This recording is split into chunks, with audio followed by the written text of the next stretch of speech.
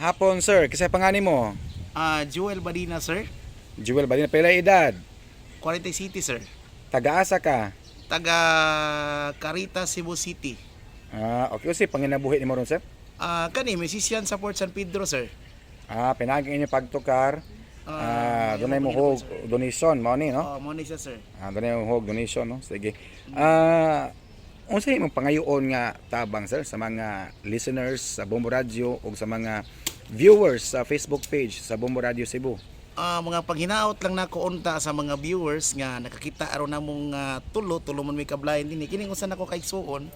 Blayan ni siya unya na daot sa danyan dunggan manalata ang eardrum matud pa sa doktor unya nagkinahanglan mi og hearing aid nga makatabang sad niya dili lamang siyang pagtukar kun dili hasta sab siya pagmasahe sir kay ug wa mi tukar magmasahe man mi. Labi na ko mura mang racket man kog masabado kay kaning kalisod na karon sa panahon sir. Mahal na kayong palaliton.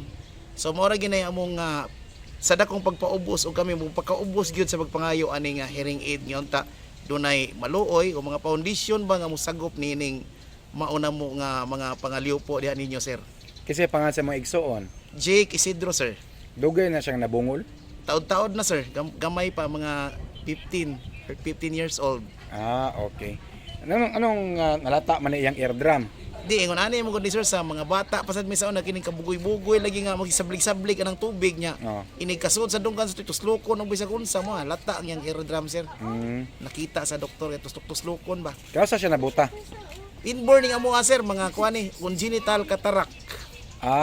Okay, so imuhang igsoon buta, ikaw pud buta pud ka. Ako mama buta pod senior na. So kaliwat inyong buta? Kaliwat mga 8 mi nga kabuok tanan sir. Dasa kong igaagaw ako mga pagumangkon. So kaliwat gid ni. Kasi may maguwang inyong duha. Ako. Pero dari yung pero 40. 47. Ay mo manghod? 43. 43 imo manghod no. So maglisod sig dungog yun. Agawa sa pagtukar nyo diri sa Port San Pedro, mo sideline pod mo masahe. Unta kung kani siya mo sideline ni siya kung doon na lang siya hearing aid yun niya di man lagi kay tungod sa iyang kahimta nga naarabay customer nga mga demanding kayo mo na nga kinahanglan niya maka-hearing aid gyud siya mo ginay akong usa sa dugay nagiging akong gipangayo sir sa taas nga panahon. Kanang inyo nang gitun-an ang inyong pagmasahe? Kaning namas sa labangon sir sa DSWD kanang sa may suwitaw nilag suwa sa una. Karon amo to sanay nga na naron kay ang kuana na ang luyo na bless naman na sa bless ang luyo na EBRC bitaw katong na issue sa una. Sa bugas. So nag-practice mo di masahe? Okay kay. Pila pa pangayo nyo bang magpahilot? Kuan sir kanang ang among pangayo sir kanang depende na sa gilayon. Ang sa tinan pa 500 nga rin sa may sa 1,000 sir. Kamo mo imo atos balay. Home service dai mo? Nay po home service po pero namas mga mall pod sir. Nas mga mall. Pila pod ka oras inyo hiloton? Usa ka oras sir.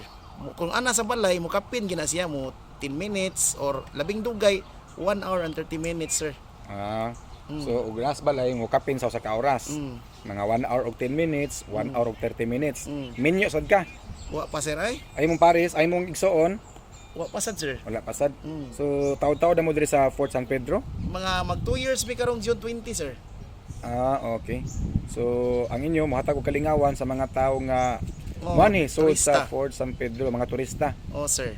Depende og pila ilang ihog sa donation box mo no? Sa una sir sa pandemic sir, nadyo may nagtukar di lang gina ko ikauwaw sir. Nagtukar mis kadalanan sa una kanang murag manaygon bitaw. Tungod gito sa kalisod sir. Murag ikaw taw nakit-an diri sa may kuan kolon. Ako gito. Carbon. Nagkuan ka, nagtukar ka tungod sa kalisod para na gyud na ay income. So mura man imong panginabuhi pod no.